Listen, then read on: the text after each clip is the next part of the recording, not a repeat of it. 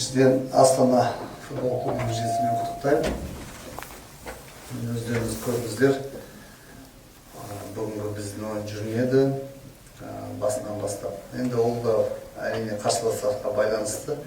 Бүгін Астана өзінің ең жақсы ойындарын көрсетті деп санаймын. Өйткені бәріміз естіп жатырмыз, біліп жатырмыз, олардың жаңағы қазіргі қаржылай өздерінің мәселелері шешілмей жатқан. Бірақтан мен ойлаймын, Астананың ойыншыларының деңгейі өте биік. Енді олар өздерінің ішкі мотивациясын жоғалтпаған көрініп тұр. Өздерінің есімі, өздерінің аты үшін ойнап жатқан сияқты. Клубтың да өйткені бұл ойыншылардың жартысы осы Астана клубымен үлкен жетістіктерге жеткен, осы клубтан өсті. Сондықтан ойлаймын, бұл жерде патриоттық сезімде бар сияқты ойыншыларда. Өйткені екінші жағынан оларға үлкен қысым жоқ. Сондықтан өздерінің ойын ойнап, батыл ойнап,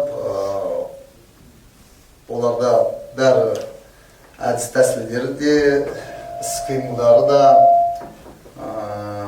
техника жағы болсын, бүгін үлкен деңгейде ойнады. Біз үлгере алмай жаттық осындай жылдамдыққа.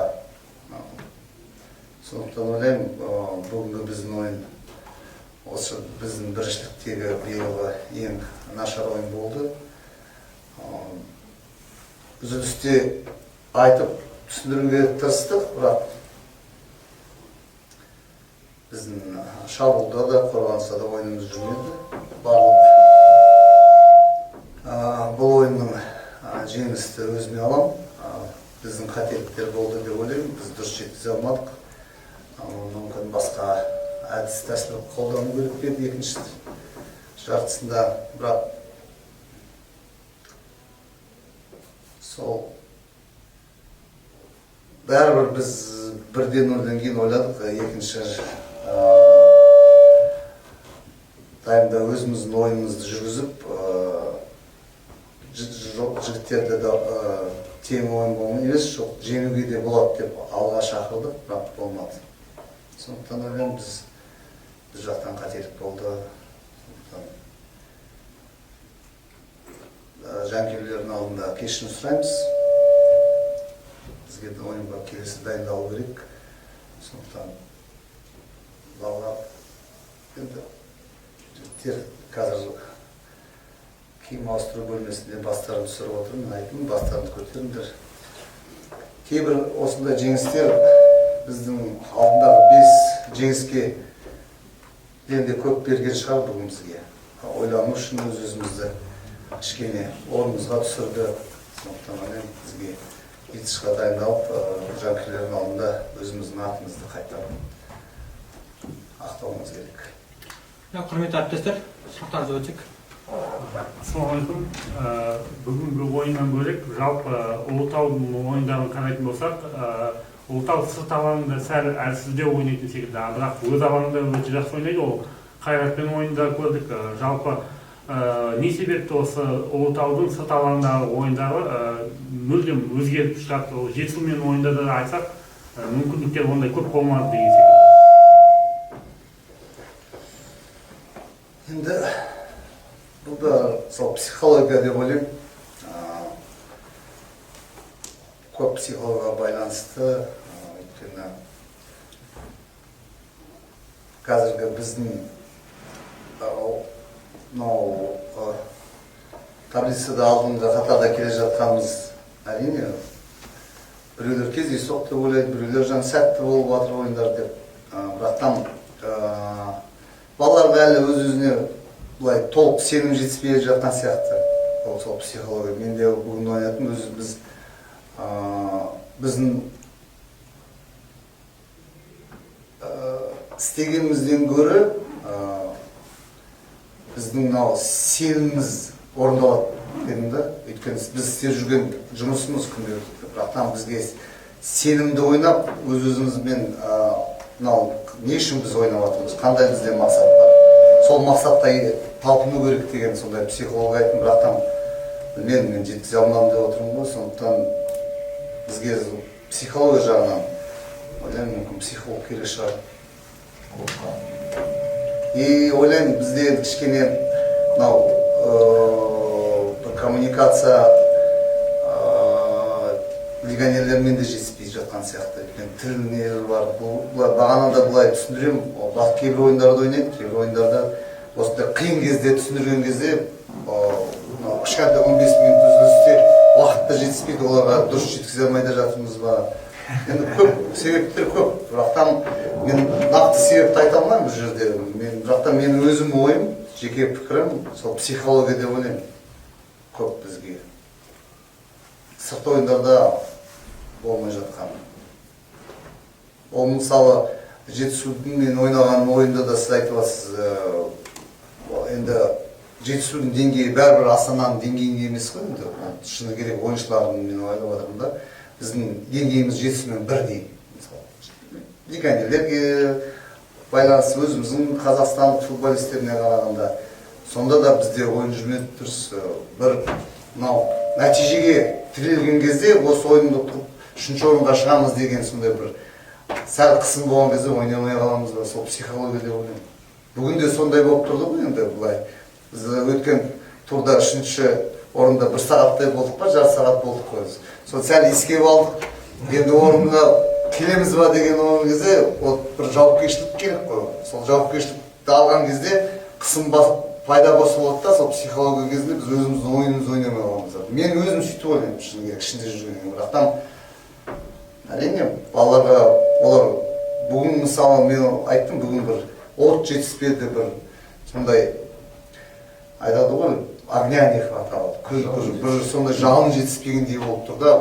Біздегі сондай клубтағы энергетика бар ойындарда. Біз мынандай темір тәртіппен бір сондай отпен ойнағанда бізде бәрі жақсы жүреді. Бүгін сол жетіспеді. Білмедім не екенін, не қысым бізге сондай әсерін тигізіп жатқан.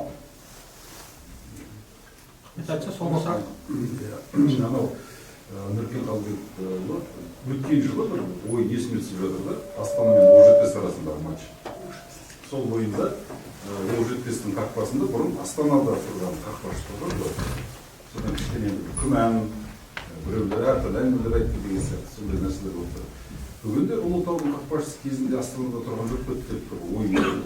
Сол бүгін жалпы Николковтың қақпадан тұруына байланысты қандай пікір айтасыз енді? Енді Дима бізде номер 1-ші қақпашы, өте тәжірибелі қақпашы. Енді Диманың ең қазіргі бізге ойындардағы тәжірибесін жақсы да. Енді оның біз бүгінгі голдарда енді ойланып қарау керек. Қаншалықты оның қателіктері болған. Бірақ Дима кәсіби маман, профессионал, біздің коллективте де өзін жақсы ұстайды. Сондықтан мен Димаға ешқандай күмәнданбаймын. Ондай ойларды мен басыма кіруде Құдай сақтасын. Сондықтан білемін, енді бүгінгі ойында жалғыз Дима емес, біз бүкіл команда ретінде нашар ойнадық. Құрмет әпсі, бір соңғы сұрақ болсын. Нұреке, ассалаумағалейкум. Бұл футбол деген енді өкінетін нәрсе жоқ. Жеңіс пен жеңіс үшін тұрады ғой футбол деген. Бізде жеңесің, енді 3-ші орынға алға қарай мақсат қой. Бірақ енді командада бір команданы алға сүйрейтін жаңағы көшбасшы керек сияқты. Сол алдыға тартып, жаңағы бәрін неғылатын көшбасшы жетіспей тұрған сияқты сіздің командаңызда. Соның кейін екінші сұрақ, жаңағы трансферлік терезе кезінде команданы жаңағы күшті ойыншылармен қосып алу ойыңызда бар ма деген осы екі сұрақ сізге. Енді, мен жаңа айттым ғой, бұл жеңіс бізге 5 жеңістен де көп ой салдыратын бір тәжірибе пайда алып келген шығар деп. Сондықтан біздің қазіргі жағдайдағы ойынымыздың маған ойын өрнегі ұнамады да. Мен өзегім ешқандай бір өкініш жоқ енді, бірақтан мен ойын өрнегі ұнамады да. Біздің сол сәттердегі әдіс іс-қимылдарымызды жүргізуге болатын еді, бірақтан біз дұрыс шешім қабылдамай жатырмыз да. Неге екенін білмеймін, сол жаңа айтып отырмын, психология неге қысымнан ба ол, неден екенін. Сондықтан енді біз оны қазір талдаймыз, оның салдарын іздейміз. Сондықтан біздің жұмысымыз ол. Енді трансферлікте біз жаңа айтып отырмыз ғой, алға қойған мақсатымыз егер де жоғарылатамыз десек, турнир кестесінде жоғары тұрамыз, ары қарай осындай жаңа біздің жанкүйерлер қазір кішкене бізге сенім артып өздері сол комментарийлерді оқысам, біз сондай болуымыз керек деген ниет білдіріп жатыр ғой. Енді көп нәрсе ниетке байланысты ғой. Сондықтан ондай ниет болса, біз басшыларға айттық, егер де соны қолдаймын десеңіздер, бізге 3 позицияны қазір соны күшейтуге біз айттық. Олар қазір басшылармен ақылдасып жатыр. Жақын арада жауап береміз деді. Егер де олар бізді қолдаса, біз әрине күшейтуге тырысамыз. Келесі ойын Астанада осында қаласыздар ма? Иә, осы жерде ойнаймыз ертіште. Жоқ, қаласыздар ма? Иә, қаламыз. Құрметті әріптестер, көп рахмет. Осымен баспасөз маслихатын аяқтауға.